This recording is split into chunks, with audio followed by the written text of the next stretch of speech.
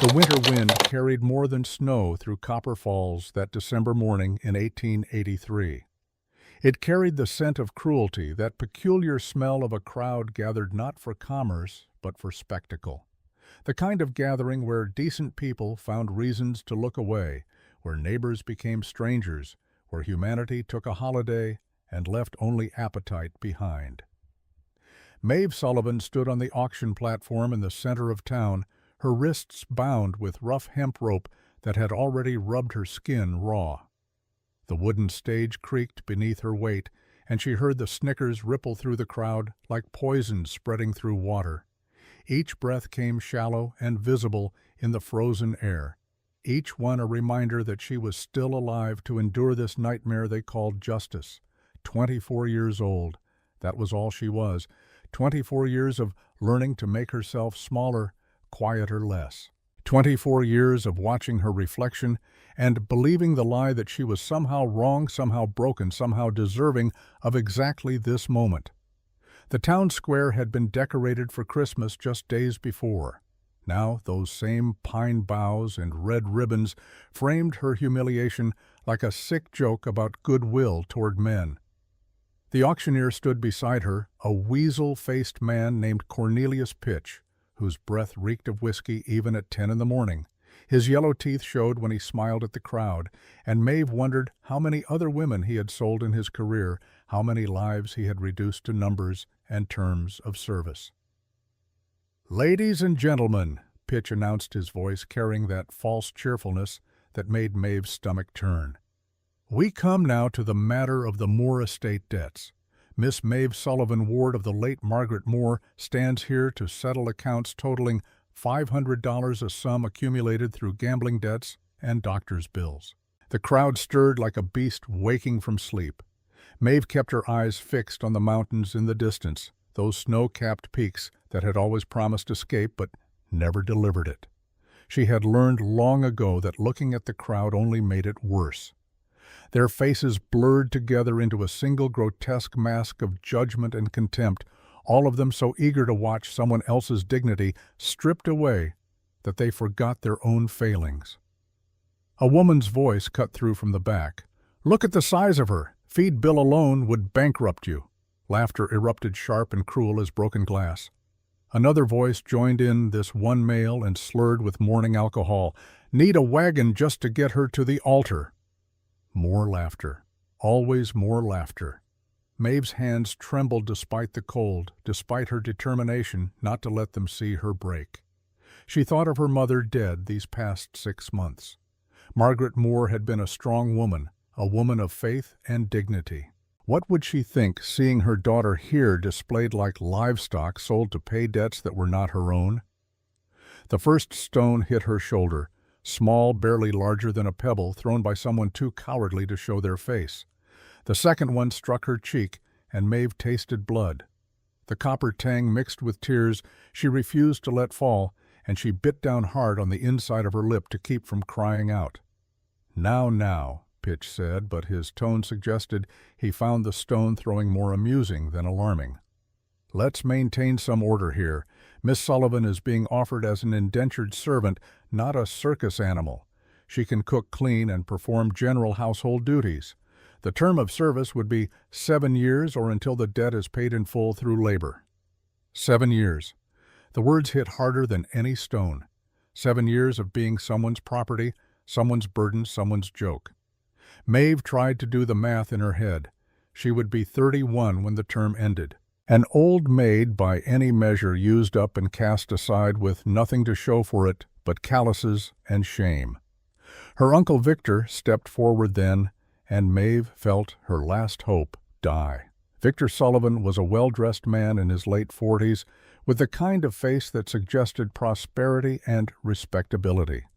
The town saw him as a pillar of the community, a successful mine office manager, a man who took in his orphaned niece out of Christian charity. Only Maeve knew the truth behind that mask, the calculation in those eyes, the way his smile never quite reached them. Now let's have some decency," Victor said, his voice dripping with false sympathy. "My niece is a good Christian girl, capable of cooking and sewing. Surely someone here can see her value. Value. The word tasted like ash in Maeve's mouth. What was her value? What was anyone's value when reduced to terms of service and years of unpaid labor? The bidding began like a slow execution. Horace Kemp, owner of the dry goods store, offered $50 in a tone that suggested he was doing her a favor. "She can scrub floors at my establishment. God knows I need someone who can lift heavy loads." The crowd tittered at the implication. Maeve's cheeks burned, but she kept her face blank, her eyes on those distant mountains. She imagined walking into them, disappearing into the white, letting the cold take her before this town could. Widow Pruitt raised the bid to $75. The old woman ran the boarding house with an iron fist and a reputation for cruelty to her staff. Maeve had worked there briefly after her mother's death, 3 months of 16-hour days for pennies that never seemed to add up to anything. The thought of going back there, of spending 7 years under Pruitt's vindictive eye, made her want to vomit. "80, Kemp countered. 100, Pruitt snapped, and there was satisfaction in her voice. She wanted Maeve not for labor, but for revenge. During those 3 months at the boarding house, Maeve had witnessed things. Theft from guests, watered down soup charged at full-price girls, beaten for minor infractions. She had said nothing at the time, too afraid of losing even that meager position. But Pruitt knew, she had seen, and Pruitt did not forgive. The bidding stalled at $100. The crowd fell quiet, waiting. Pitch raised his gavel, and Maeve understood that this was it. This was the moment her life would end, not with death, but with something worse. 7 years of Widow Pruitt's basement room, 7 years of scrubbing other people's floors, 7 years of being reminded daily that she was fat, useless, unwanted. Victor leaned close to Pitch, whispering something Maeve could not hear, but she saw the auctioneer nod, saw the way Victor's eyes gleamed with satisfaction. She knew that look.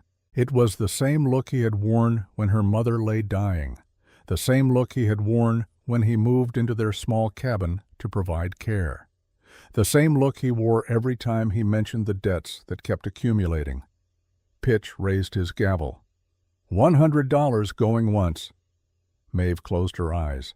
She thought of her mother's grave unmarked, except for a wooden cross she had carved herself.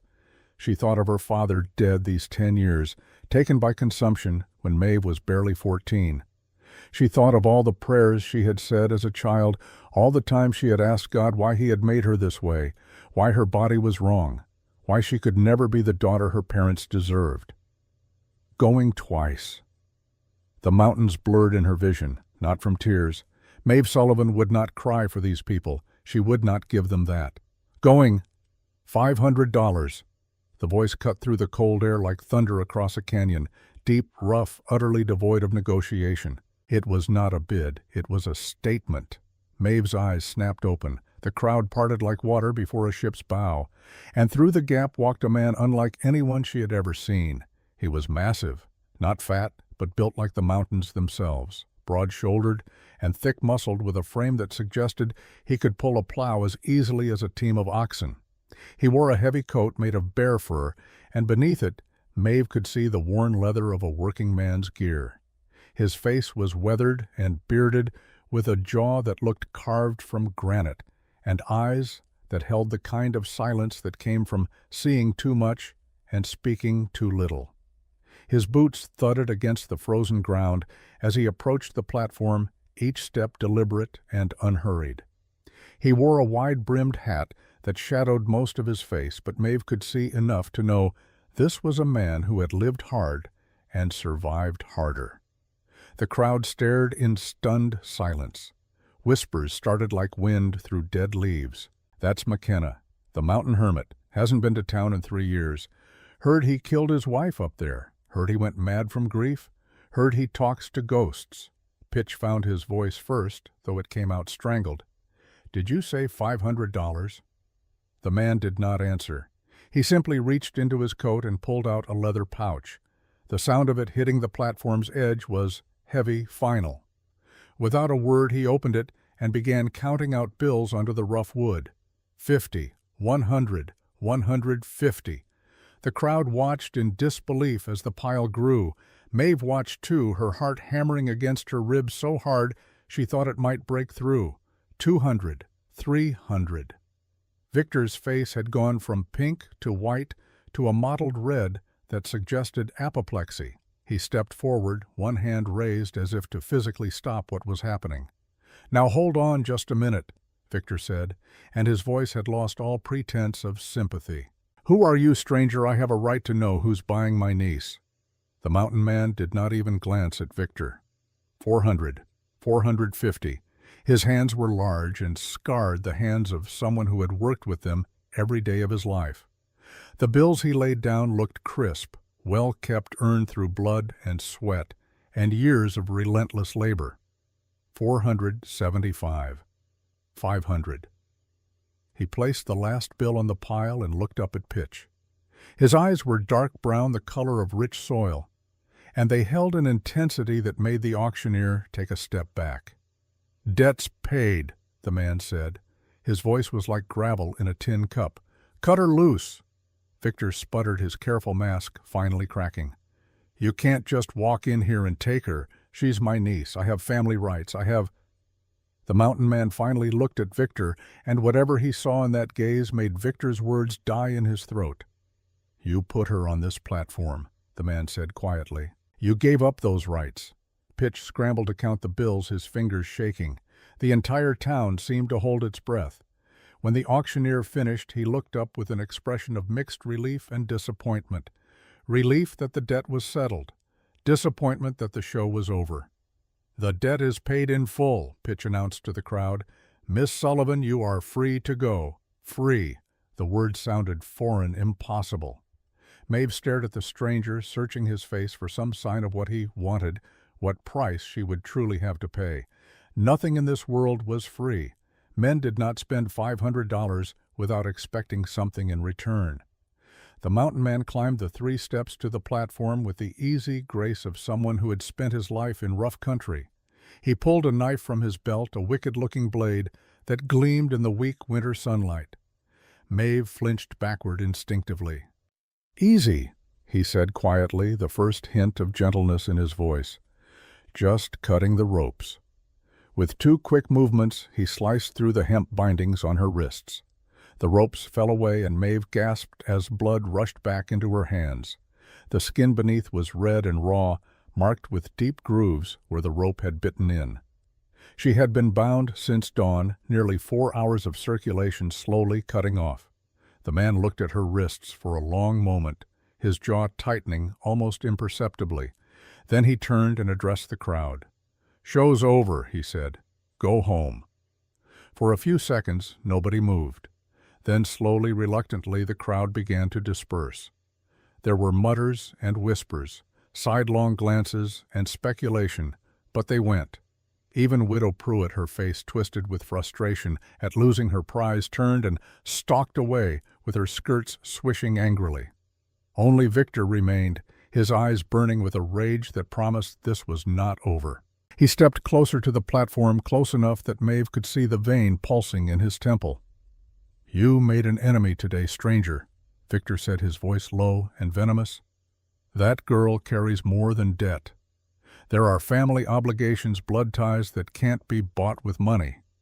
The mountain man turned to face Victor fully, and even though he did not move aggressively, there was something in his posture that made Victor take an involuntary step backward. "The law says the debt's paid," the man replied. "The law says she's free. If you have a complaint, take it to the territorial court, otherwise walk away while you still can." The threat was implicit but unmistakable. Victor's hand twitched toward the gun at his hip, then thought better of it. Whatever else he was, Victor Sullivan was not stupid enough to draw on a man who looked like he had been born with a weapon in his hand. "This isn't finished," Victor spat.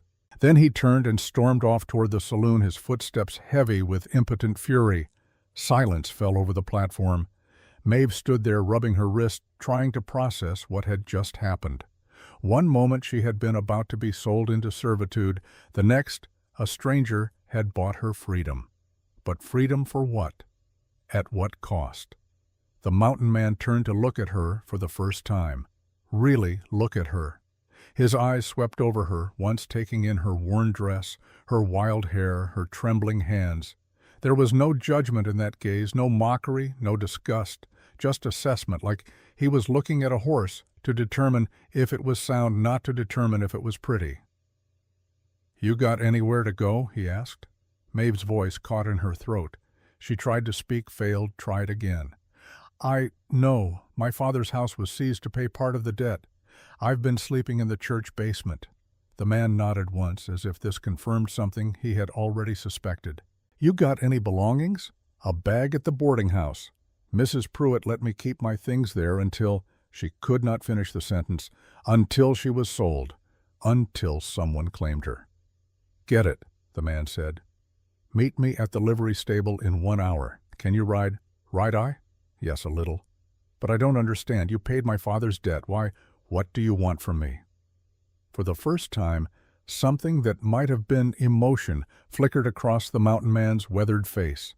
It was gone too quickly to identify, but Maeve could have sworn it looked like understanding, like recognition, like he had asked himself the same question once a long time ago about someone else.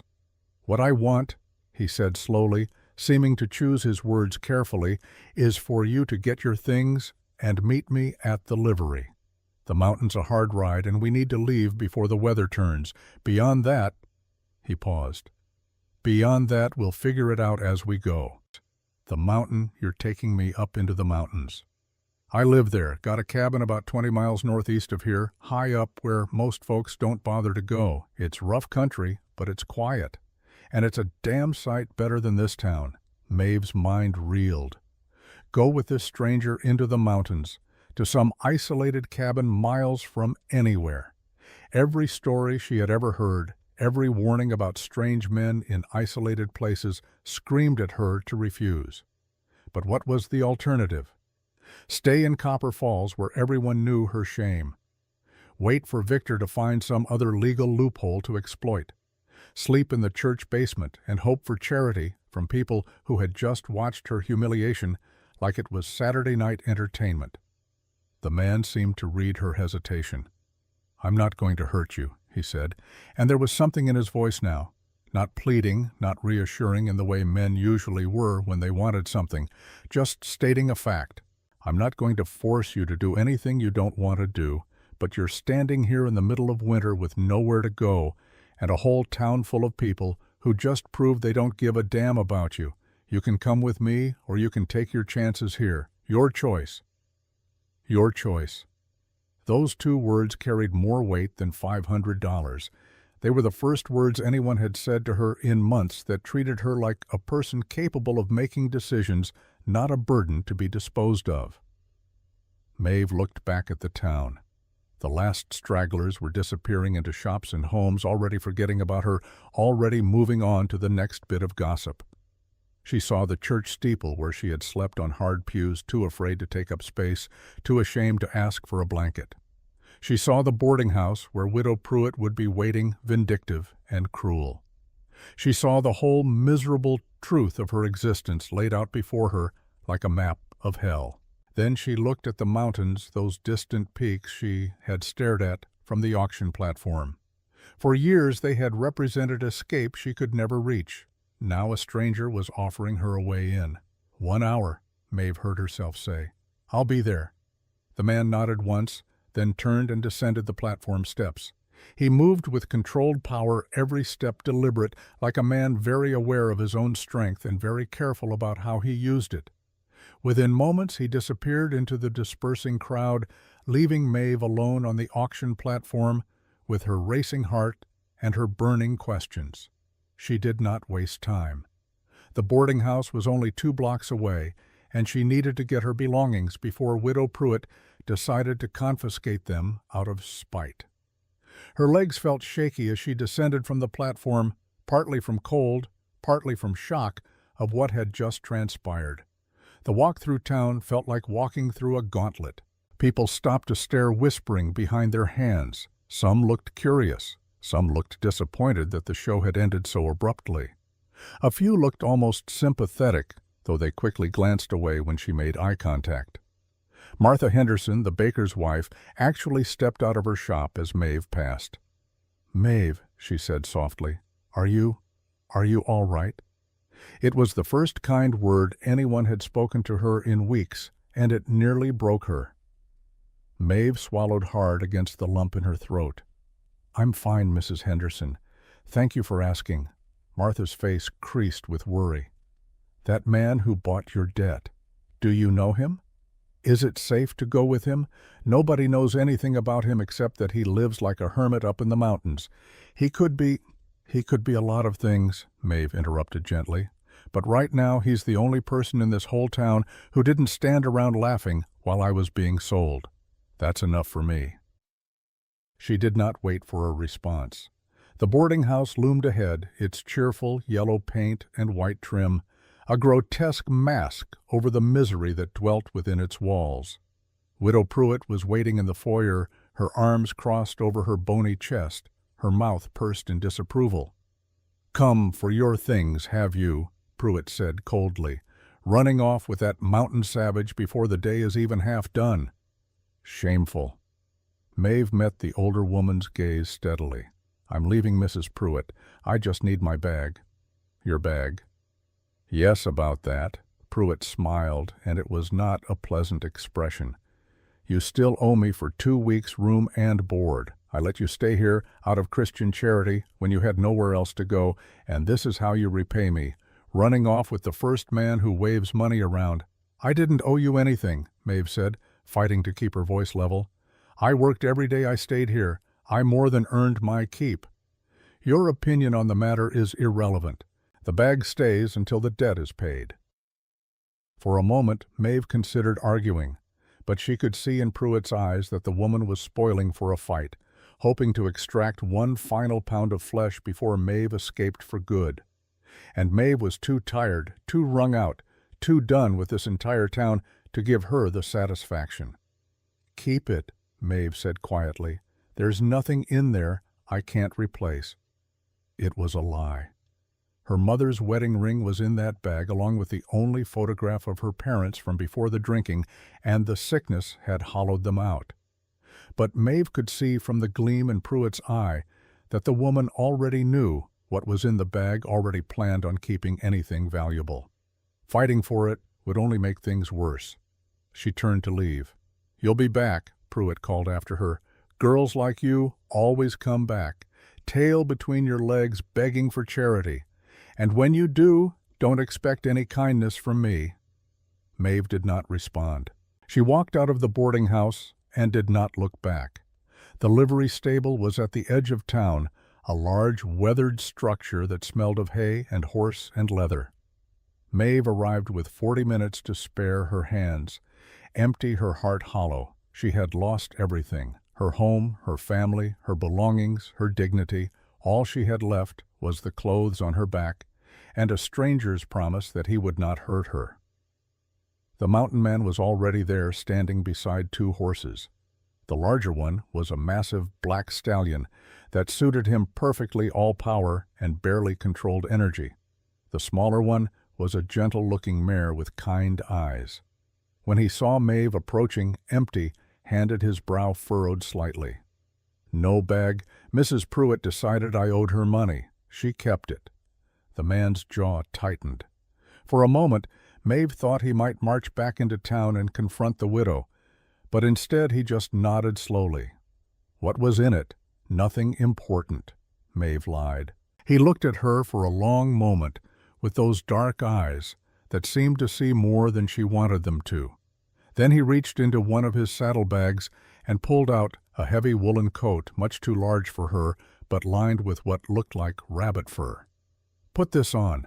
Gets cold in the mountains, and that dress won't keep you warm past sundown." Maeve took the coat with trembling hands.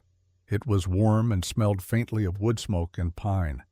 She wrapped it around herself, and for the first time that day the cold retreated. "Thank you," she whispered.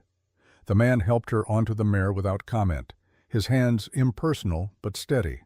Once she was seated, he swung himself onto his stallion with the ease of long practice. "It's a 4-hour ride to the cabin," he said. Trail's steep in places, but the mare knows the way. Just trust her. If you need to stop, tell me."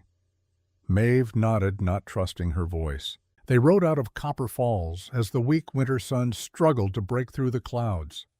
Maeve looked back once at the town that had been her entire world, the town that had laughed at her suffering and sold her dignity for entertainment. She thought of all the people she was leaving behind, all the familiar faces and familiar cruelties. Then she turned her face toward the mountains and did not look back again. The ride was everything the stranger had warned, and more. The trail wound through pine forest so thick the sunlight barely penetrated, then climbed steep switchbacks that made Maeve's legs ache from gripping the saddle. The higher they climbed, the deeper the snow became, until the horses were pushing through drifts that came up to their knees. For the first hour they did not speak. The man rode ahead, breaking trail, occasionally glancing back to make sure she was still following. Maeve focused on staying in the saddle, on breathing the thin mountain air, on not thinking about what she had left behind or what lay ahead.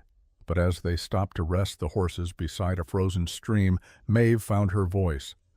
"The town said you killed your wife." The man had been loosening his stallion's girth to let the animal breathe easier. His hands stilled for a moment, then resumed their work. "Town's not entirely wrong," he said without looking at her. Maeve's heart stuttered. "Did you—" A long silence. Then, "No, but I might as well have." She waited somehow, knowing he would continue. The man stared at the frozen stream, his face unreadable. "Her name was Sarah. We married young. She was about your size," he said it matter-of-factly, without judgment. "The town called her too big to be a bride. I didn't care. I loved her." Maeve held her breath, afraid that if she spoke, he would stop. "She died giving birth," he continued, his voice flat, in the way of someone reciting facts to keep emotion at bay. "The baby died too. A boy. I rode through a blizzard trying to get the doctor, but by the time I got back—" He stopped. She was gone. Both of them were gone. "I'm sorry," Maeve said softly. "Don't be sorry." The words came out harsh. "Be alive. That's all."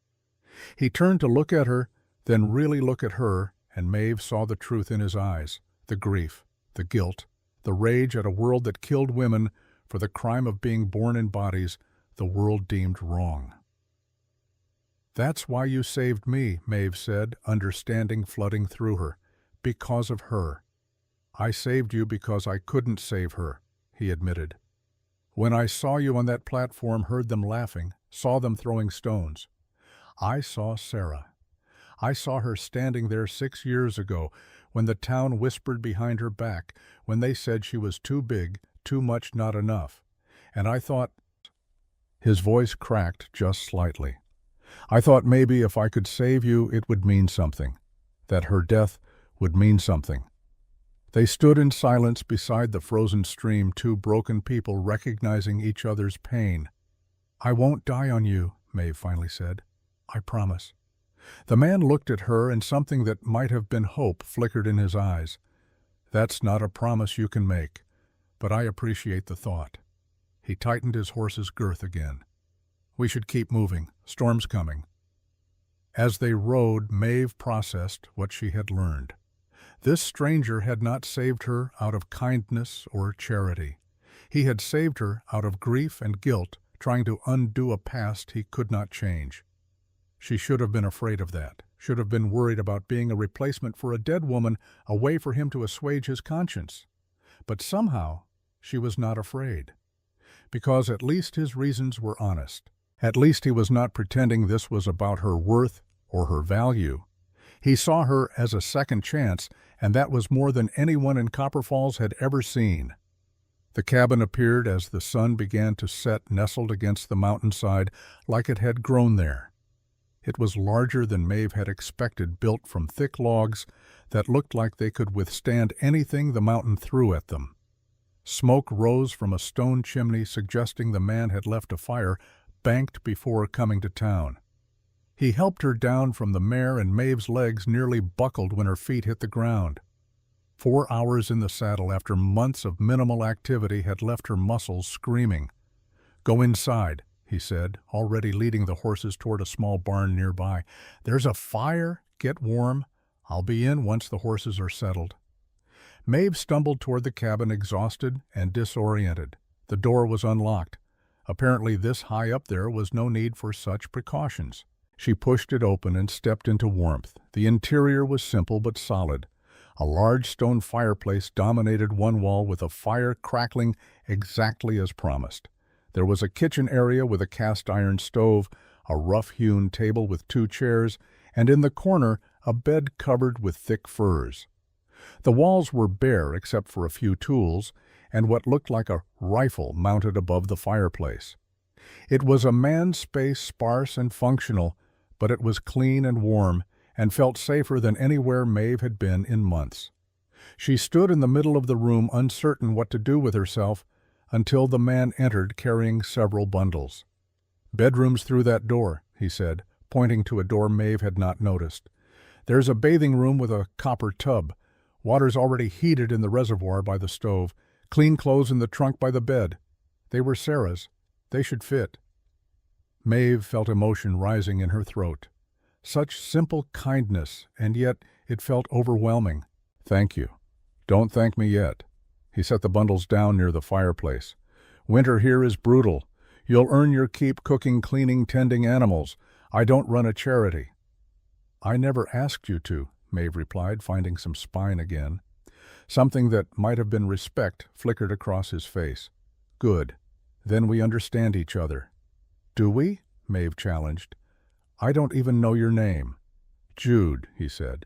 "Jude McKenna. Maeve Sullivan." "I know." He moved toward the door. "I'll sleep in the barn tonight. Give you privacy to settle in." "You don't have to sleep in the barn. It's your cabin." "Yes, I do." He looked at her steadily. "You've been through enough today. You need space. We'll figure out the rest tomorrow."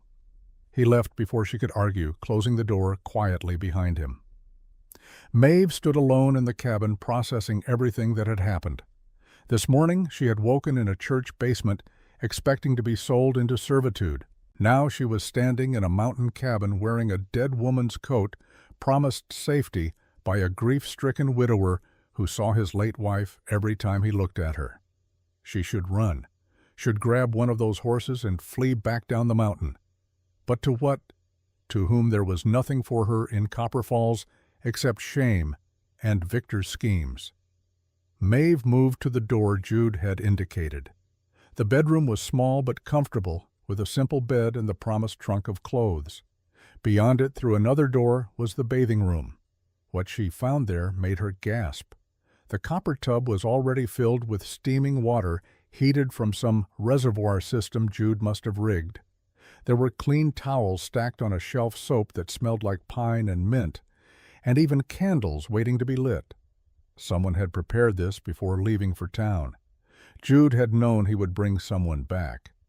Maeve approached the tub like it might vanish if she moved too quickly. When had she last had a proper bath? Months, maybe.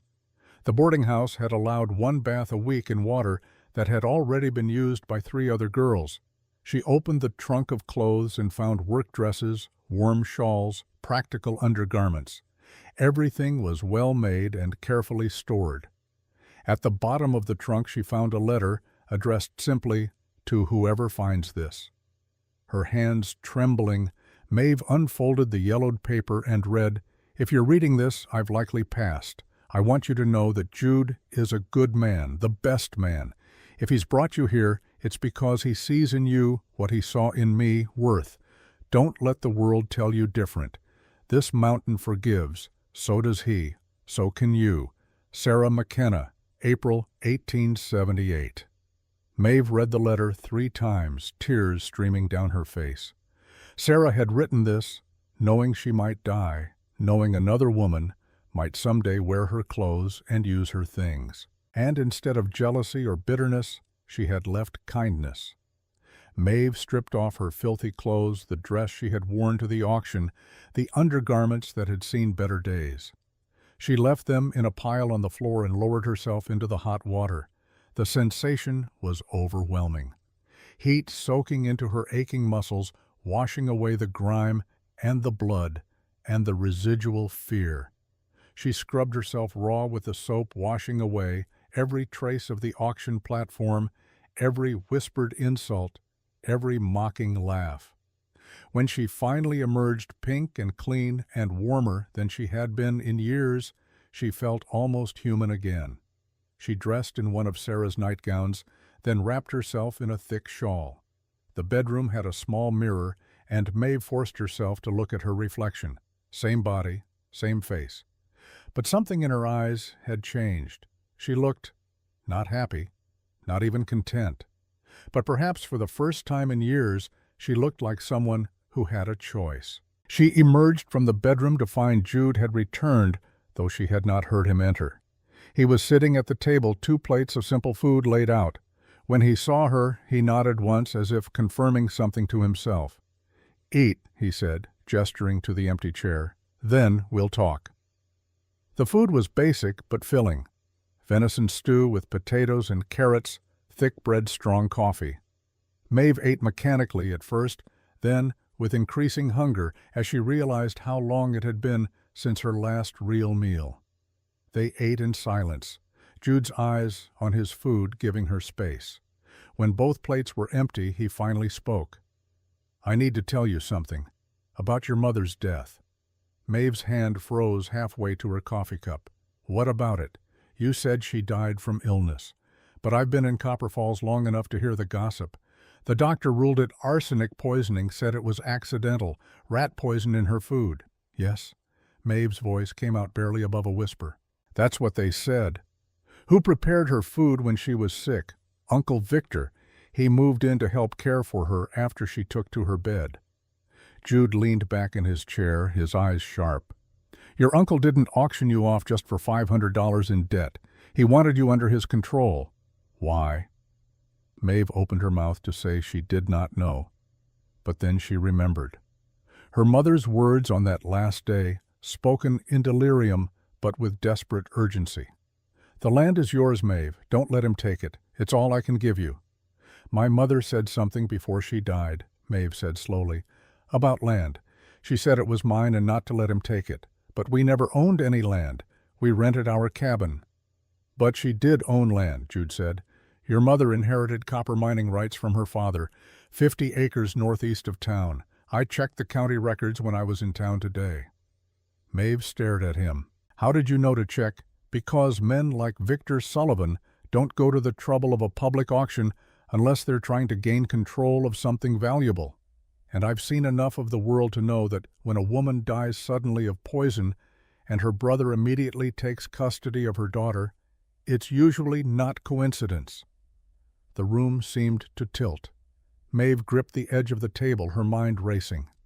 "You think Victor killed my mother for the land?" "I think it's possible, more than possible.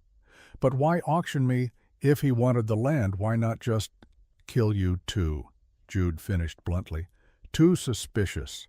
2 deaths in the same family, even a corrupt sheriff would have to investigate. But if he could control you through debt, make you sign over the land rights, it would be legal. Clean." Maeve felt sick.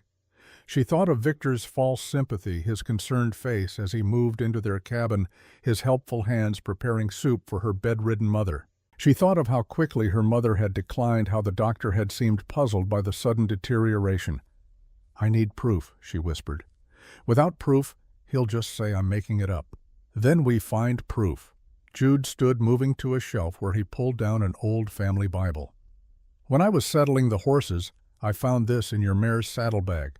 Must have fallen from your pocket." He handed it to her, and Maeve recognized it immediately. Her father's Bible, the one she had thought lost when Victor claimed their cabin. "How did you—" "I convinced Mrs. Pruitt that keeping stolen property was a criminal offense. She was suddenly very cooperative." Maeve opened the Bible with shaking hands.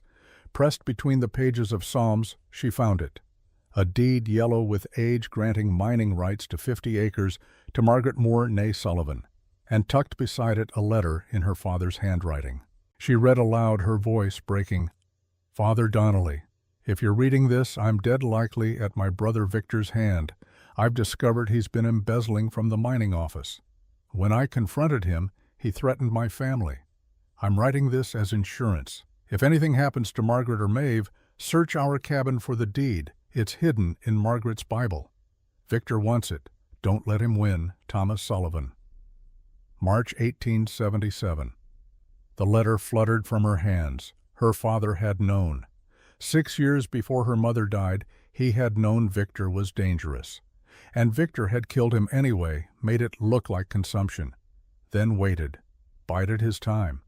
And when the moment was right, when the land values soared with new copper mining operations, he had struck again. He killed them both, Maeve said numbly. My father, my mother, for land. Jude's face was grim, and he would have killed you too eventually. Once he had you sign over the rights, you would have been a liability. Maeve looked up at him, understanding flooding through her. That's why you really bought me, not just because of Sarah. You knew. I suspected, Jude admitted. I've seen how men like Victor operate, and I couldn't let him win. They sat in silence, the weight of revelation heavy between them. Outside, the mountain wind howled, and inside, Maeve felt something shift in her chest. Not breaking, but maybe breaking open. All those years of believing she was worthless, that her body was wrong, that she deserved her suffering. And all along she had been worth killing for. Not because she was valuable as a person, but because of what she owned. It was a sick kind of validation, but it was real. What do we do now? She asked. Now, Jude said, you rest. Tomorrow we figure out how to make sure Victor never hurts anyone again. Maeve nodded suddenly, exhausted beyond measure. She rose from the table and moved toward the bedroom, then paused at the door. Jude? Yes. Thank you for seeing what no one else did. He looked at her across the dim cabin firelight playing across his weathered features. I didn't see anything they didn't see. I just chose to do something about it. Maeve went to bed that night in a cabin on a mountain wrapped in a dead woman's nightgown, protected by a grieving widower, hunted by a murderous uncle she had once trusted. She should have been terrified, should have lain awake planning escape. But instead, for the first time in months, she slept deeply. Because whatever tomorrow brought tonight, she was warm. Tonight, she was safe. Tonight, she was improbably free. And that was enough. The first light of dawn crept through the cabin windows like a tentative guest uncertain of its welcome. Maeve woke to the sound of an axe biting into wood, a steady rhythm that spoke of years of practice and muscle memory. She lay still for a moment, disoriented by the softness of the bed beneath her, the warmth of Sarah's quilts, the absence of fear that had been her constant companion for so long. Then yesterday came flooding back. The auction, the stones, Jude's $500, the letter that proved her uncle was a murderer. She rose slowly, her body aching from the long ride and the months of inadequate food and sleep. The bedroom was cold despite the fire Jude must have built in the main room before going outside. Maeve dressed quickly in one of Sarah's work dresses, a sturdy brown wool that hung loose in places but would do. Her own reflection in the small mirror startled her. Same face, same body, but something in her eyes had changed overnight. She looked less like prey. The main room was empty but warm, the fire crackling cheerfully. On the table sat a simple breakfast porridge, keeping warm on the stove fresh bread, coffee in a tin pot. A note in rough handwriting read, "Eat. Work starts when you're ready. Jude." Maeve ate, standing up, looking out the window at the world Jude inhabited. The cabin sat in a small clearing surrounded by towering pines, their branches heavy with snow. Beyond them, mountains rose in every direction, white peaks against a pale sky. It was beautiful in a way that made her chest ache. Beautiful and isolated and utterly unforgiving. She found Jude behind the cabin splitting logs with mechanical efficiency. His breath made clouds in the frozen air and despite the cold sweat, darkened his shirt. He had removed his coat, working in just his wool shirt and suspenders, and Maeve could see the power in his shoulders, the controlled violence of each swing. He saw her approach and buried the axe in a stump, reaching for his coat. "Sleep well?" he asked. "Better than I have in months." He nodded, accepting this as simple fact. "Good. You'll need your strength. Winter here doesn't forgive weakness." Over the next weeks, Maeve learned the truth of those words. Jude did not coddle her or make allowances for her size or her gender or her city softness. The mountain required work, and work did not care about excuses. He taught her to split kindling, starting with small pieces until her hands learned the rhythm. The first day left her with blisters that wept clear fluid. Jude wrapped them in clean cloth without comment, then handed her the axe again the next morning. By the end of the first week, the blisters had become calluses. He showed her how to haul water from the spring 2 buckets at a time, balanced on a yoke across her shoulders.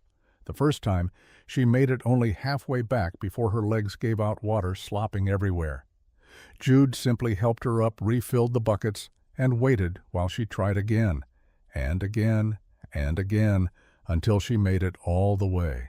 He demonstrated the proper way to muck out the small barn where he kept 2 horses, a milk cow, and several chickens. The work was dirty and exhausting and made her back scream, but the animals needed care regardless of how she felt, so she learned to ignore the pain and do what needed doing. February gave way to early March, and something remarkable happened. Maeve stopped noticing how hard the work was.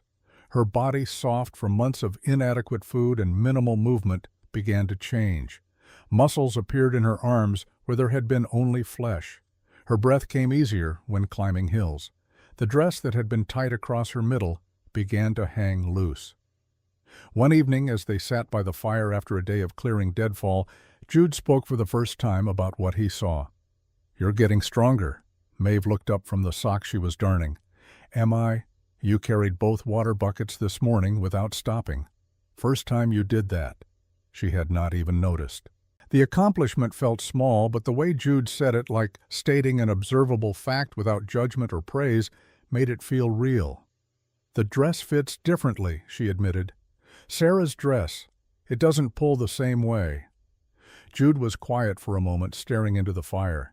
"Sarah would have liked you." Would she? She would have liked seeing someone wear her things, make use of them. She hated waste. He paused. "And she would have liked seeing someone fight their way back to strength. That's what you're doing, whether you know it or not." Maeve felt something warm bloom in her chest, something that was not quite hope, but adjacent to it. "I'm not fighting, I'm just surviving." Same thing up here. They fell into silence again, but it was comfortable now. The early days of careful distance had given way to an understanding born of shared work and shared space. Jude was not a man of many words, but the words he spoke carried weight. And Maeve was learning to read his silences, to understand that his reserve was not coldness, but a kind of respect. He did not fill the air with empty conversation because he assumed she, like him, valued quiet. But the quiet shattered one morning in late March when Maeve collapsed in the snow. She had been splitting wood, her newest task, now that her arms had grown strong enough to swing the axe with real force. The work felt good, satisfying, each piece of kindling a small victory. Then her chest seized a pain so sharp and sudden it drove the air from her lungs. The axe fell from nerveless fingers. The world tilted. Snow rushed up to meet her face. When she woke, she was moving. Jude had her cradled against his chest, carrying her toward his horse with long strides that ate the distance. His face was pale beneath his beard, eyes wide with something that looked like terror. "Stay with me," he said, and his voice shook. "Maeve, stay with me." "I'm here," she managed. "What happened?" "Your heart. You collapsed. I'm taking you to the doctor." The ride down the mountain was a blur of pain and fear. Every breath felt like broken glass. Maeve drifted in and out of consciousness, aware of Jude's arms around her, his voice in her ear, telling her to hold on, just hold on. They were almost there. Dr. Amos Webb's office sat in a small valley town 10 miles from Copper Falls.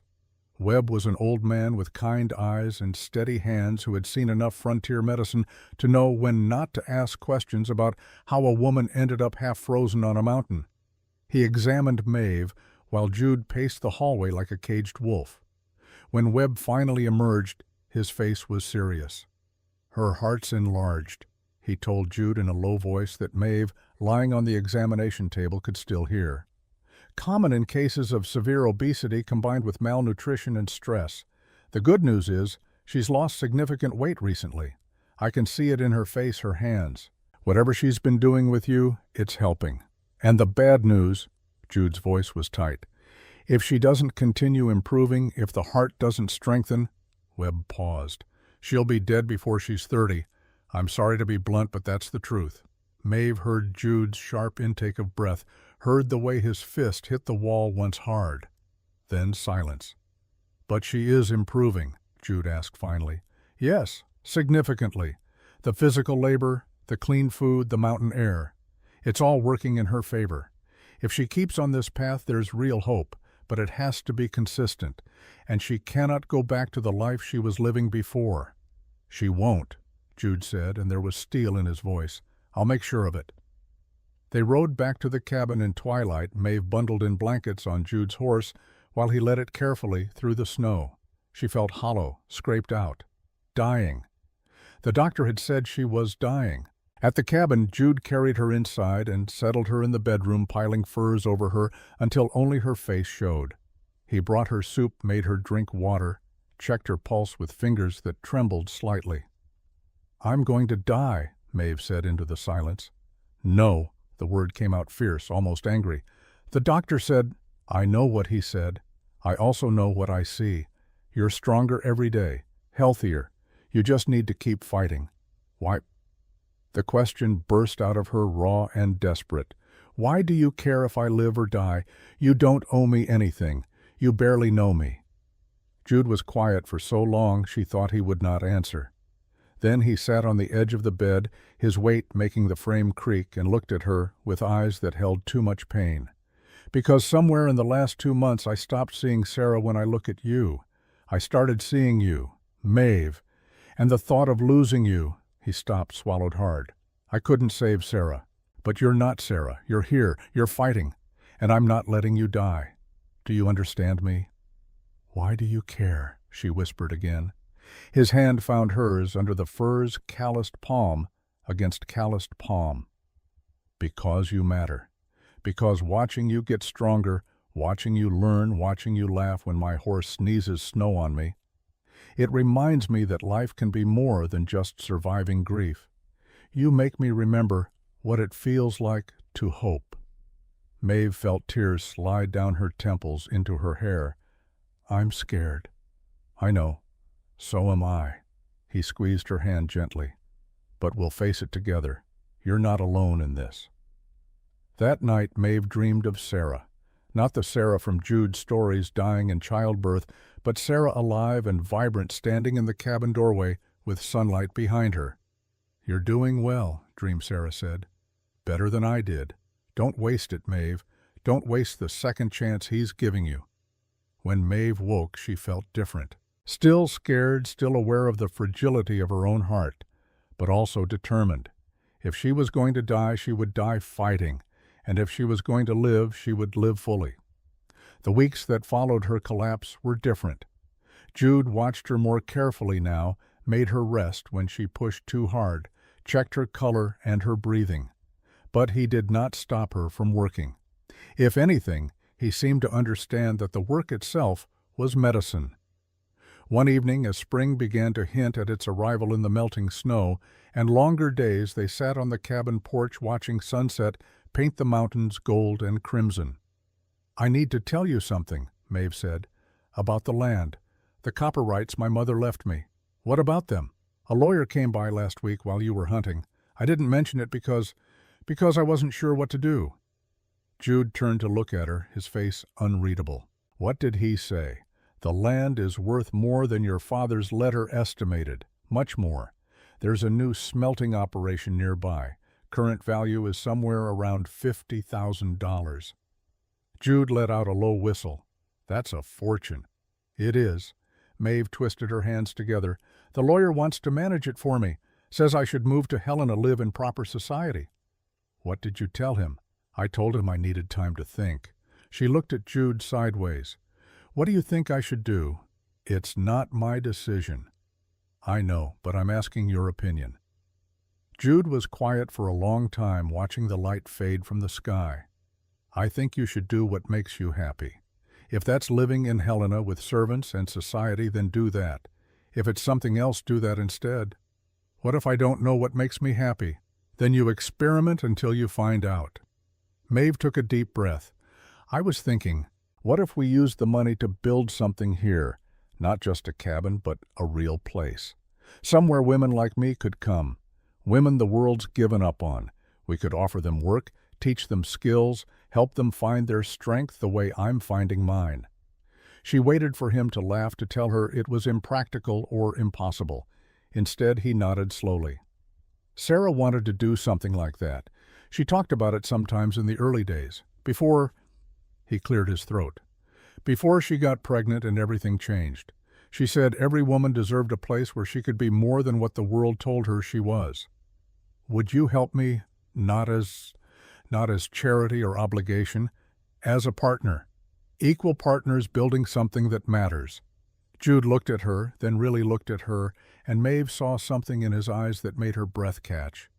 Not the grief that had shadowed him since they met. Something warmer, something that looked almost like, Maeve Sullivan, he said quietly, are you asking me to build a life with you? Her heart hammered against her ribs. I'm asking if you think we could, if you think maybe there's something here worth building. I think, Jude said carefully, that you're the bravest person I've ever met. I think watching you fight your way back to health has been the most beautiful thing I've seen in 6 years. And I think, he reached out and tucked a strand of hair behind her ear, his touch gentle, I think I would be honored to build something with you. They sat in silence as darkness fell, his hand finding hers between them. It was not quite a declaration of love, but it was a promise, a beginning. The moment shattered 3 days later, when horses approached through the trees. Jude heard them first, his head coming up like a wolf scenting danger. He was on his feet instantly, reaching for the rifle mounted above the door. Get inside, he told Maeve. Bar the door. Who is it? Don't know, but nobody comes up here unless they want something. Through the window, Maeve watched as 3 riders emerged from the tree line. Her blood turned to ice when she recognized the man in front. Uncle Victor. Jude stepped onto the porch rifle, held loosely, but ready. Maeve, ignoring his order, grabbed Sarah's old rifle from the bedroom and joined him. I told you to stay inside, Jude said, without looking at her. And I'm telling you, I'm done hiding. Her hands shook, but she kept the rifle pointed at the ground. For now. Victor reined in his horse 20 feet from the porch. He looked older than when Maeve had last seen him, thinner, with new lines carved deep around his mouth. The 2 men with him were hired guns, the kind who sold their loyalty to whoever paid best. McKenna, Victor said, his voice carrying false friendliness. I've come to speak with my niece, family business. She's not your family anymore, Jude replied, his tone flat. The law says she's 24 years old and free to make her own choices. You have no claim on her. Victor's smile turned sharp. Is that what she told you? Did she mention the land, the copper rights that belong to the Sullivan family? Belong to my mother, Maeve called out. The deed has her name on it, not yours. Your mother is dead and family property should stay in the family. You killed her, Maeve said, and her voice did not shake.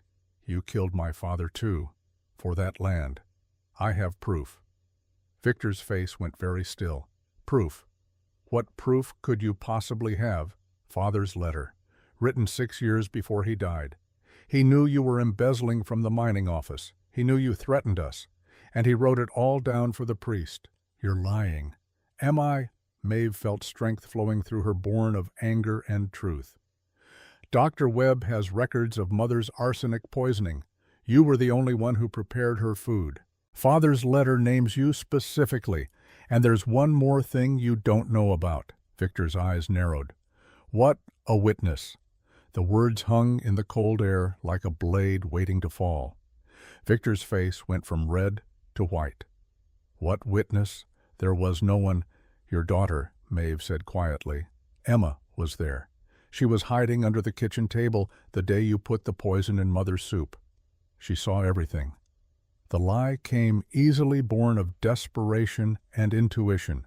But the moment it left Maeve's mouth, she knew with absolute certainty it was not a lie at all. Emma had been there. Emma had seen. The horror on Victor's face confirmed it.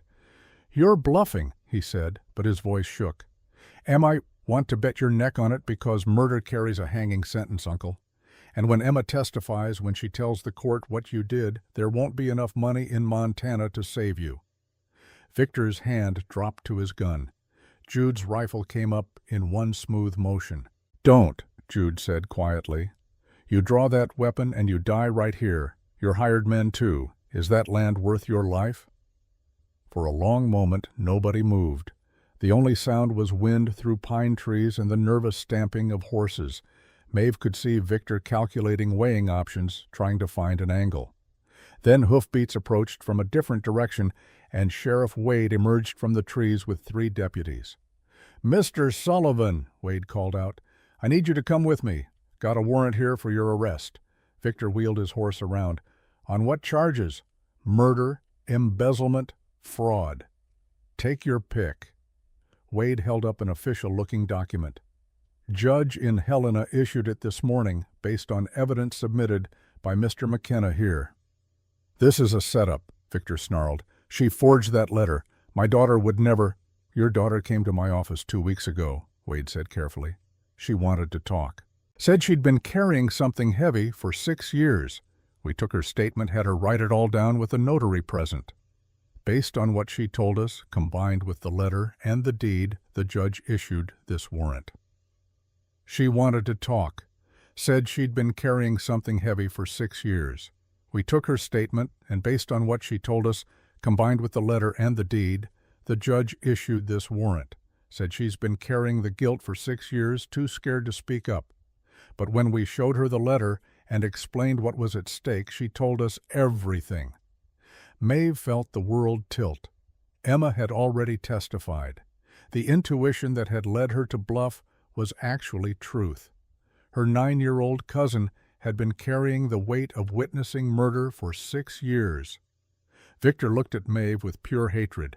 "You turned my own daughter against me." "No," Maeve said softly. "You did that yourself when you made her watch you kill someone." Wade and his deputies surrounded Victor and his hired guns. There was a moment when Maeve thought Victor might try to fight, might go down in a blaze of violence rather than face justice. But then the fight seemed to drain out of him all at once, leaving only a broken man who had gambled everything and lost. But one of the hired guns, a young man barely out of his teens, saw his chance slipping away. His hand jerked toward the pistol at his hip. The movement was clumsy, desperate, the action of someone who had never actually shot at a person before. "Gun?" one of Wade's deputies shouted. The crack of the pistol split the mountain air before anyone could stop him. The bullet went wild, not aimed at Wade or his men, but spinning off at an angle. It found Jude. The impact spun him sideways, his rifle clattering to the porch. He went down hard, one hand clutching his thigh, where blood was already darkening his trousers and soaking into the snow beneath him. "Jude!" Maeve screamed, dropping to her knees beside him. Wade's deputies were on the shooter in seconds, slamming him face first into the snow and wrenching the gun from his hand.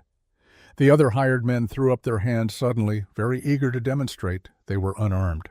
Dr. Webb, who had ridden with the sheriff precisely because he anticipated there might be injuries, was already running toward them with his medical bag. "Move aside, Miss Sullivan," Webb said, kneeling in the snow. His hands moved with practiced efficiency, tearing open Jude's pant leg to expose the wound. "How bad?" Jude gritted out through clenched teeth. His face had gone gray beneath his beard. Webb probed the wound, and Jude hissed in pain. "Clean through the meat of your thigh. Missed the bone, missed the artery. You're lucky, Mr. McKenna. Damned lucky. But you'll be off that leg for weeks." "Can you walk?" Wade asked, glancing nervously at the blood pooling in the snow. "I can manage," Jude started, but when he tried to stand, his leg buckled. Maeve caught him, her arms stronger than they had been months ago, strong enough to bear his weight. "No, you can't. Stop being stubborn." Webb was already packing the wound with clean cloth, wrapping it tight. We need to get him inside. Keep the leg elevated. Watch for infection. Miss Sullivan, can you care for him?" Maeve looked at Jude, at this man who had saved her life, who had taught her she was worth more than the world said. Her hands steadied. "Yes," she said firmly, "I can care for him." Between Maeve and one of Wade's deputies, they got Jude into the cabin and onto the bed. Webb gave quick instructions about changing dressings, watching for fever, keeping him still. As they led him away, Victor looked back one last time. "Tell Emma," he started, then stopped. "Tell her I'm sorry." Maeve watched them disappear into the trees. She should have felt triumph, victory. Instead, she felt only a vast weariness and a strange kind of pity. Victor had destroyed his own family, killed 2 people, and terrorized a 3rd, all for money he would never spend. When the sound of hooves faded, Jude lowered his rifle and looked at her. "You took a hell of a risk with that bluff," he said. "It wasn't a bluff. I just knew. Emma had to have seen something. Children that age are always underfoot, always watching." Maeve set down her own rifle with shaking hands. "Is she really safe, Emma?" "Wade has her with a kind family in the valley. She'll be fine. She's 9 years old and she just testified against her own father. She's also free of him now, just like you." Jude stepped close, his hands coming up to frame her face. "It's over, Maeve. He can't hurt you anymore." Maeve leaned into his touch, feeling the last of the fear drain away. "What happens now?" "Now," Jude said, "we live. We build that refuge you talked about. We help other women the way I helped you." "The way we helped each other," Maeve corrected. "The way we helped each other," he agreed. Then, slowly giving her time to pull away, he leaned down and kissed her. It was gentle and careful, and somehow fierce all at once. A promise made without words. When they finally pulled apart, both of them were crying. "I love you," Maeve said, the words coming out rough but real. "I don't know when it happened, but I do." "I know," Jude replied. "I love you too. And this time, I'm not letting grief win. This time, I'm choosing life." They stood together on the porch as sunset painted the mountains in shades of gold, 2 broken people who had found in each other exactly what they needed. Not rescue, not salvation, but partnership, understanding, hope. The mountain had been harsh, but it had also been merciful. It had stripped away everything false and left only what was true. And the truth was simple. They were both worth saving, and together they would save others. 3 weeks passed before Jude could walk without wincing. The bullet Victor's hired gun had fired before Sheriff Wade arrived had torn through his thigh-missing bone, but shredding muscle. Dr. Webb came twice to check the wound, each time nodding with satisfaction at how clean it was healing. "She's taking good care of you," Webb told Jude during his second visit, gesturing to where Maeve was heating water for fresh bandages. "Better than most field nurses I've seen." Maeve felt her cheeks warm at the praise. Taking care of Jude had felt natural, necessary. She changed his dressings twice daily, made him stay off the leg when he grew restless, forced him to eat even when pain stole his appetite. It was the first time in her life she had been needed not for labor but for care, and something about that distinction mattered. "She's stubborn," Jude said, but there was warmth in his voice. "Won't let me do anything." "Good. Men make terrible patients, always trying to prove they're tougher than they are." Webb packed his medical bag. "Another 2 weeks and you should be back to normal. Maybe a limp when it rains, but that's getting off lucky." After the doctor left, Maeve helped Jude from the chair to the bed, his arm heavy across her shoulders. 3 weeks ago she would have struggled with his weight. Now her body bore it easily, muscles she had built through months of mountain labor, making her stronger than she had ever been. "I can walk on my own," Jude protested, but he leaned on her anyway. "I know, but you don't have to." He settled onto the bed with a grunt, and Maeve pulled the furs up over him, despite the spring warmth beginning to creep into the mountain air. She had become protective of him in ways that surprised her. This man who had saved her life now needed saving himself, and she found fierce satisfaction in being the one to provide it. "Maeve," he said as she turned to leave, "sit with me a minute." She perched on the edge of the bed, taking his hand. His calluses matched hers, now two sets of working hands that fit together like puzzle pieces. "I've been thinking about what you said, about the refuge. We don't have to decide anything now. You need to focus on healing. I am healing, and thinking gives me something to do besides stare at the ceiling." He squeezed her hand gently. "I think it's a good idea, more than good. I think it's what we're meant to do." Before Maeve could respond, a knock sounded at the cabin door. She opened it to find a well-dressed man in his 50s holding a leather satchel. "Miss Sullivan, I'm Theodore Gaines, attorney from Helena. I've been handling the legal matters regarding your land holdings. May I come in?" Maeve glanced at Jude, who nodded. She let the lawyer inside, offered him coffee, and sat at the table with a nervousness that made her hands shake slightly. Gaines pulled documents from his satchel, spreading them across the rough wood. "The deed has been verified and recorded. The copper mining rights on your 50 acres are currently valued at $53,000. With proper management, that number could grow." Maeve stared at the papers, the numbers swimming before her eyes. $53,000. More money than she could properly comprehend. "What would you like me to do with the property, Miss Sullivan?" Gaines asked. "I can arrange for lease agreements with mining operations, manage the income for you, invest it properly. You could live quite comfortably in Helena. There are several suitable properties I could show you." "I don't want to live in Helena," Maeve said quietly.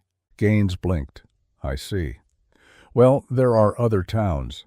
Denver, perhaps, or even San Francisco if you're feeling adventurous. I want to stay here." The lawyer looked around the rough cabin with barely concealed dismay. "Here, Miss Sullivan, with respect, you're a woman of considerable means now. You could have servants, society, comfort." "I have comfort," Maeve said, her voice growing stronger. "And I have plans for that money. I want to buy the land around this cabin, expand it, build something." "Build what exactly?" Maeve looked at Jude, drawing courage from his steady gaze. "A refuge. For women like me, women who've been told they're worthless, who've been abused or abandoned or sold. I want to give them a place to rebuild, teach them skills, help them find their strength." Gaines was quiet for a long moment, his expression unreadable. Then, surprisingly, he smiled. "That's the most sensible thing I've heard a client say in 20 years. Most would squander it on dresses and carriages. You want to invest in human capital." "Is that what it's called?"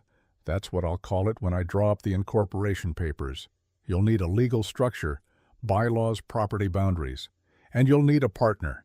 He looked at Jude. "Mr. McKenna, I assume?" "If he's willing," Maeve said. Jude pushed himself up to sitting, despite the pain it caused.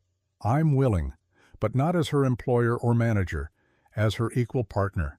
50-50 ownership." "That's very generous of you, Miss Sullivan," Gaines said. "It's not generous," Maeve corrected. "It's fair. This was his land first. And more than that, he's the one who taught me I could be more than the world told me I was. We build this together or not at all." Gaines made notes in a small book. "Very well. I'll draft partnership papers. You'll both need to sign. And, Miss Sullivan, there's one more matter. Your uncle's trial is scheduled for next month in Helena. The prosecutor will want you to testify."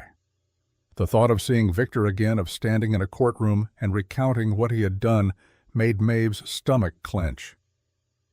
But she thought of Emma, 9 years old, and already carrying the weight of witnessed murder. If that child could be brave enough to testify, so could she. "I'll be there," she said. After Gaines left, Maeve sat quietly at the table processing everything. $53,000, a partnership, a future that was hers to shape. "You didn't have to offer me half," Jude said from the bed. "The money's yours." "The money is just money, what we're building that's ours, both of us." "Maeve Sullivan, are you proposing to me?" The question, echo of one he had asked weeks before, made her smile. "I'm proposing a life, together, building something bigger than either of us alone. Is that something you want?" Jude was quiet long enough that doubt began to creep in. Then he spoke, his voice rough with emotion. "Come here." Maeve crossed to the bed and sat beside him. He took both her hands in his thumbs, tracing circles on her palms. "I loved Sarah," he said. "I'll always love her. But she's gone, and I've spent 6 years living like I died with her. Then you came along, and you reminded me what it feels like to be alive."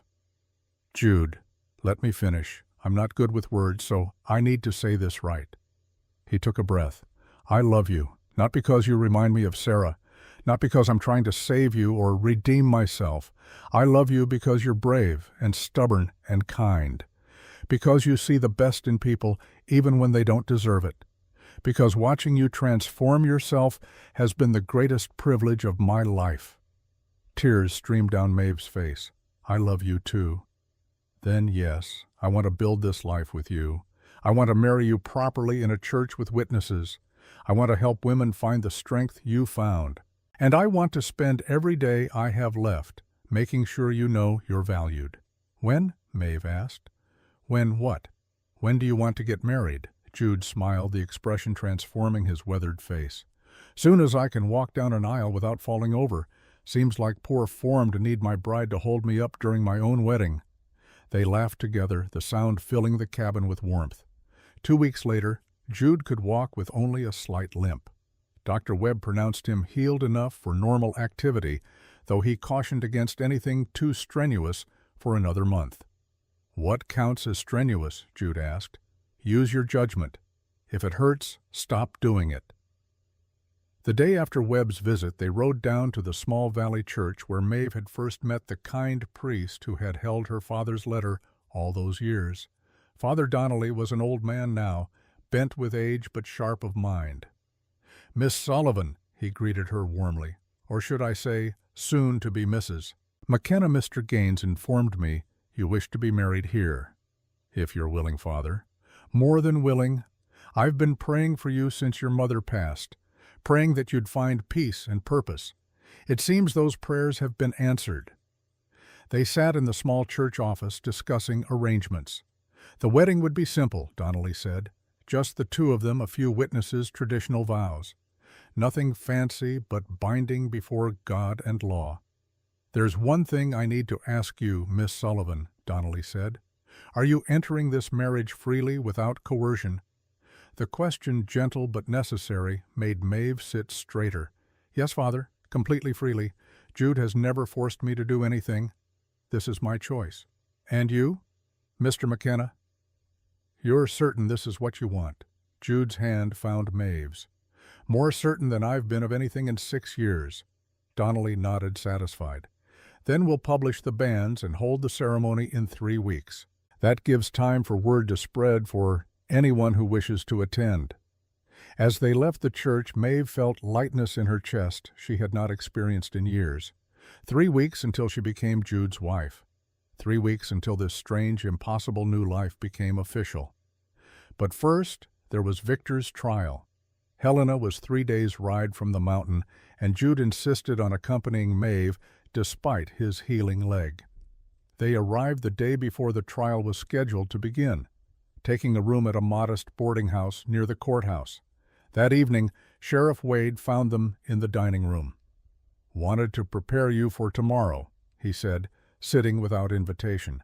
"Victor's lawyer is going to come at you hard, try to make you look like you're lying about the letter, about the poisoning. You need to stay calm, stick to facts." "I can do that," Maeve said, though her stomach churned with anxiety. "There's something else. Emma already gave her deposition 2 weeks ago. The prosecutor will read it in court tomorrow.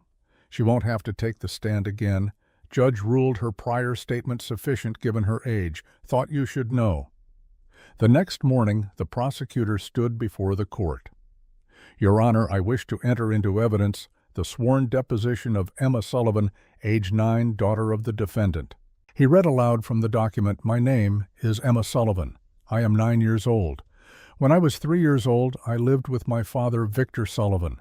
One day, my Aunt Margaret was very sick. My father told me to be quiet and play under the kitchen table. I saw him come into the kitchen with a bowl of soup. He took a small bottle from his pocket and poured white powder into the soup. Then he stirred it and took it to Aunt Margaret's room.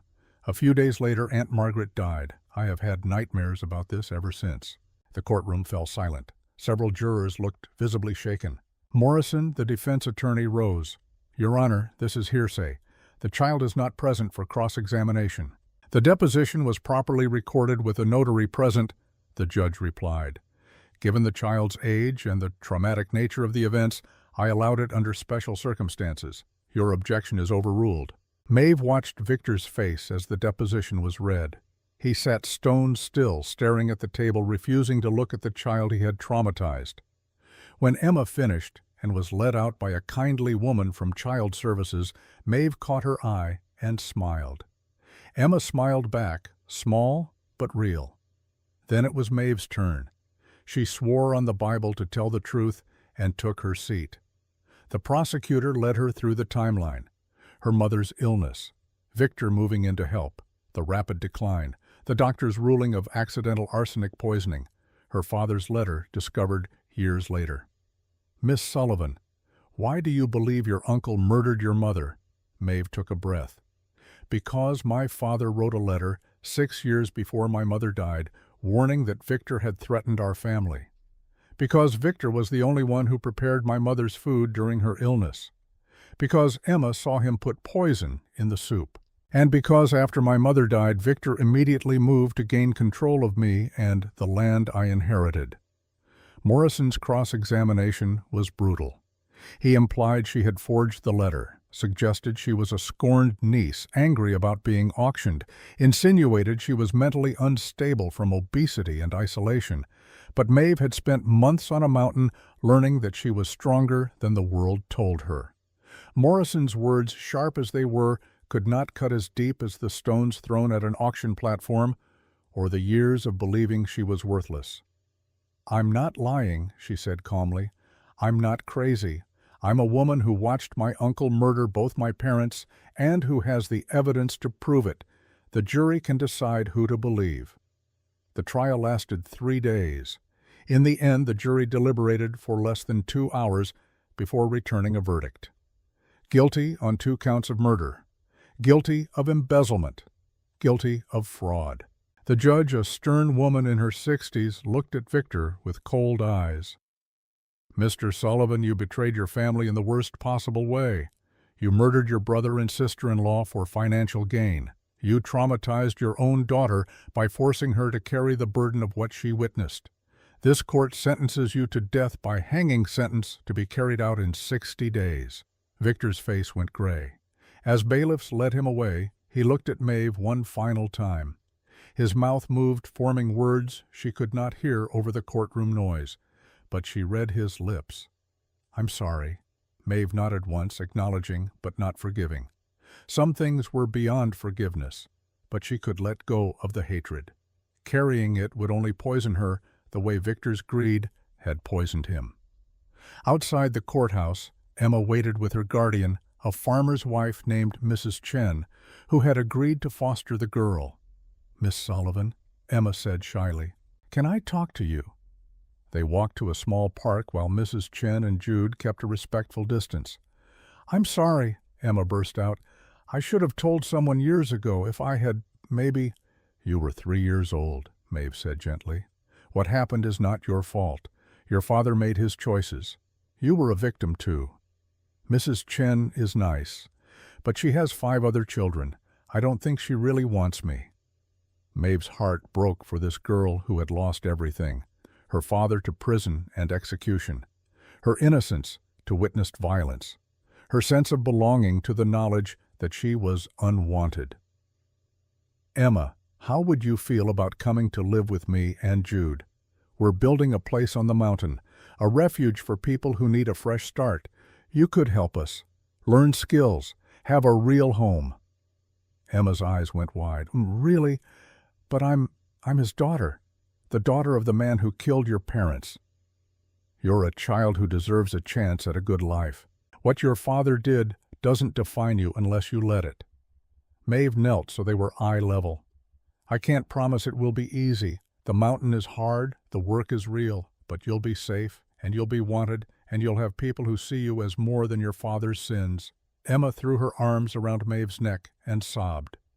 Maeve held her, this child who had saved her life by being brave enough to speak truth and made a silent promise.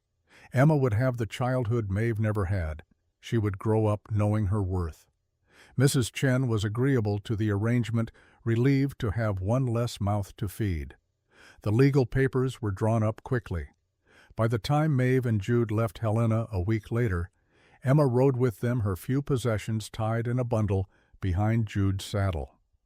The ride back to the mountain took 4 days instead of 3 because they traveled slowly for Emma's sake. The girl had never ridden far, never been outside the valley towns. She stared at the mountains with wide eyes full of wonder and fear. "Is it always this big?" she asked on the second day. "The mountain," Jude said. "Yes, but you get used to it. Starts to feel like home after a while." "Will I have my own room?" "You will," Maeve promised. "We're going to build a bigger place, lots of rooms. You'll have your own space." Emma was quiet for a moment. Then, "Can I call you Aunt Maeve?" Maeve's throat tightened. "You can call me whatever feels right." "Mama," Emma said softly. Could I maybe call you Mama?" "Not right away, but someday when it feels right." Maeve had to stop her horse because tears blurred her vision too much to see the trail. Jude circled back, concerned. "You all right?" "Yes," Maeve managed. "More than all right." They reached the cabin on a bright spring afternoon when wildflowers were beginning to push through the melting snow. Emma ran from room to room, exclaiming over everything: the copper tub, the view from the bedroom window, the chickens in the barn. "It's like a fairy tale," she said, spinning in circles until she was dizzy. That night the three of them sat on the porch and watched stars emerge in the darkening sky. Emma fell asleep between them, her head on Maeve's lap. Jude carried her inside and tucked her into the bedroom while Maeve prepared a pallet for herself near the fire. "You take the bedroom," Jude said. "I'll sleep out here until we're married," Maeve finished. 2 more weeks. 2 more weeks, Jude agreed. Then everything changes. The wedding took place on the first day of June in the Valley Church. Father Donnelly officiated. Dr. Webb stood as witness. Sheriff Wade attended with his wife.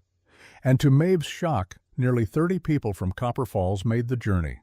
They came hesitantly, shame-faced, carrying small gifts and apologies. Widow Pruitt was among them, her sharp face softened by genuine regret. "I was cruel to you," Pruitt said before the ceremony. "Treated you like you were less than human.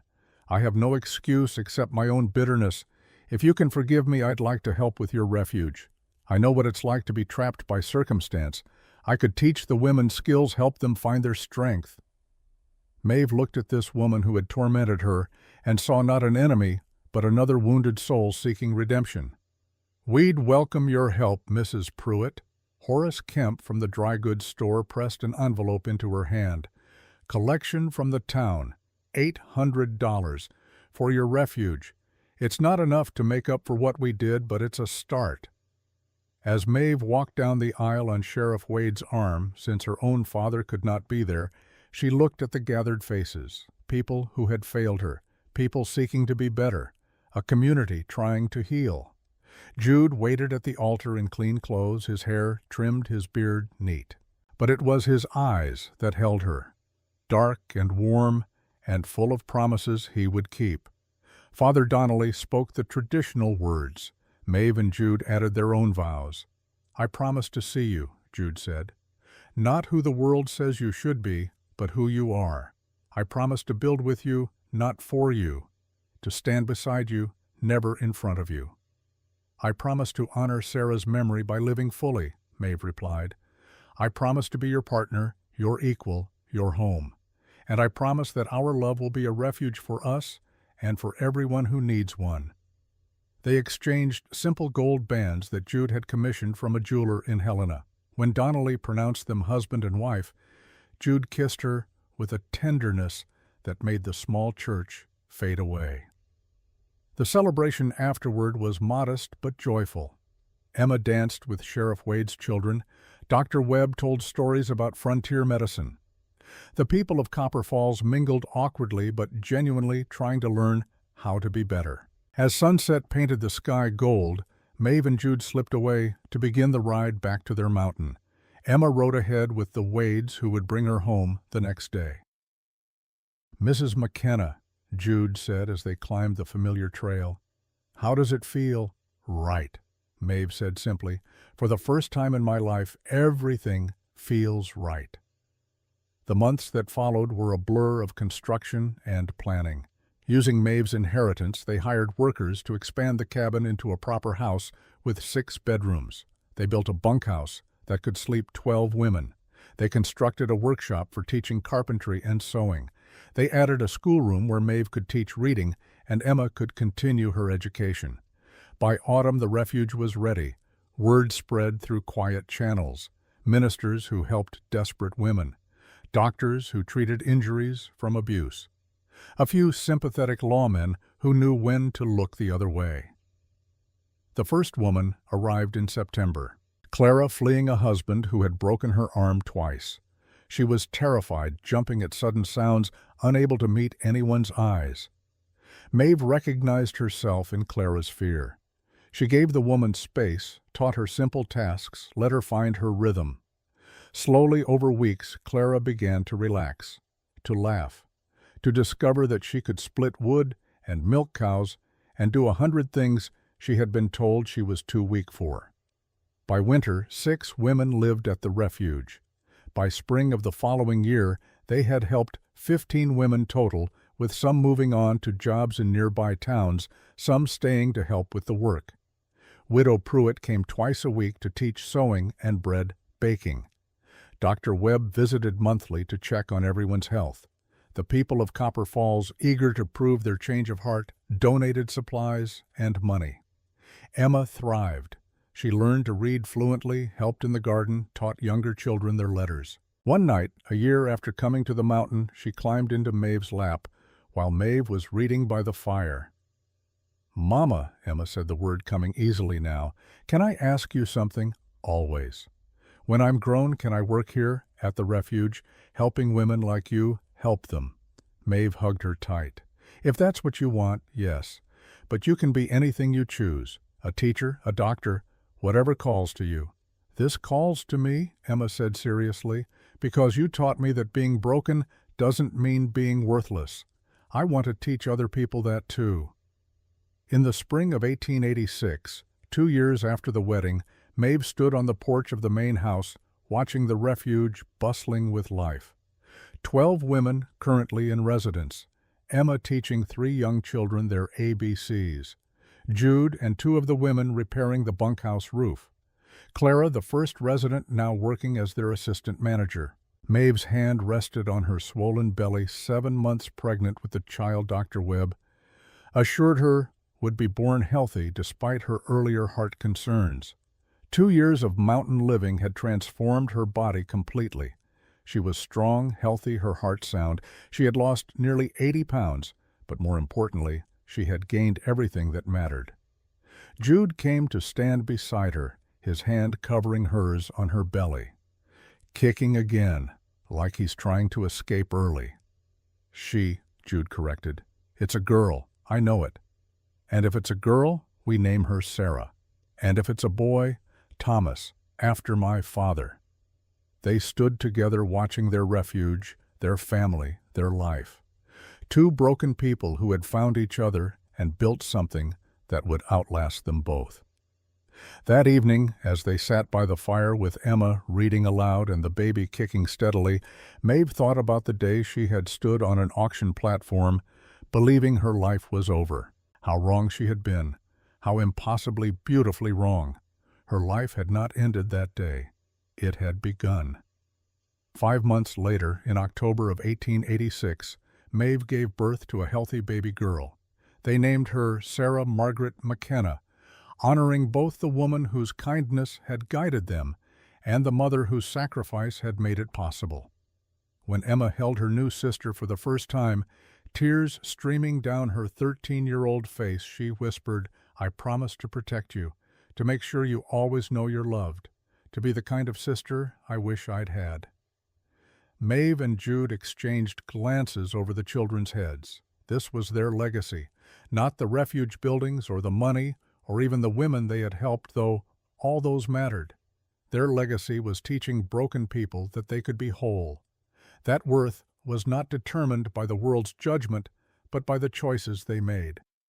2 years passed. The refuge grew to house 10 women at a time. Emma, now 15, split her days between helping with the children and studying to become a teacher. Little Sarah toddled everywhere, speaking in full sentences and charming everyone she met. By the time Sarah turned 5 in 1891, the refuge had helped over 150 women. Emma, 18, now ran the daily teaching programs alongside Clara. Sarah was reading at a second-grade level and had declared she wanted to help people like Mama did. 10 years after the refuge opened in 1896, they had helped over 300 women. Emma was 23, a certified teacher who had written a manual on trauma recovery. Sarah, age 10, announced she wanted to be a doctor like Dr. Webb when she grew up. One evening, as they sat on the porch watching the sunset paint the mountains gold, Sarah asked the question she had asked countless times before. "Tell us the story, Mama, about the auction." "There was a day," she would say, "when I believed the worst lies people told about me. I believed I was too big, too much, not enough. I believed I deserved to be sold like livestock. But then a man I didn't know paid $500 to set me free, not to own me, to free me." "Tell about the mountain," Sarah would urge, leaning against Jude's knee. "The mountain was hard," Maeve continued. "The hardest thing I'd ever done, but it taught me that I was stronger than I knew, that my body, the one I'd been taught to hate, could do incredible things when I trusted it, that I was worth saving. And then you married Papa and lived happily ever after." Sarah would say, though at 10, she was beginning to understand the world was more complicated. "Not happily ever after," Emma would correct gently, now 23 and wise beyond her years. "Happily ever working. There's a difference." "A practice we're getting pretty good at," Jude would say, pulling Maeve close while the girls laughed. And it was true. They had built something real and lasting, a refuge that would continue long after they were gone. A family bound not by blood, but by choice and love. A legacy of proving that the world's cruelest judgments could be overcome by simple, stubborn refusal to accept them as truth. The mountain had been harsh, but it had also been merciful. It had stripped away everything false and revealed what was essential. 2 people who needed saving had saved each other, and in doing so they had saved countless others. That was the bargain the mountain had offered: hardship in exchange for truth, pain in exchange for strength, isolation in exchange for the chance to discover who they really were beneath the world's expectations. And they had accepted that bargain gladly, because in the end it had given them everything that mattered: each other, their children, their purpose, their peace. And that Maeve knew was worth more than all the copper in Montana. It was worth everything.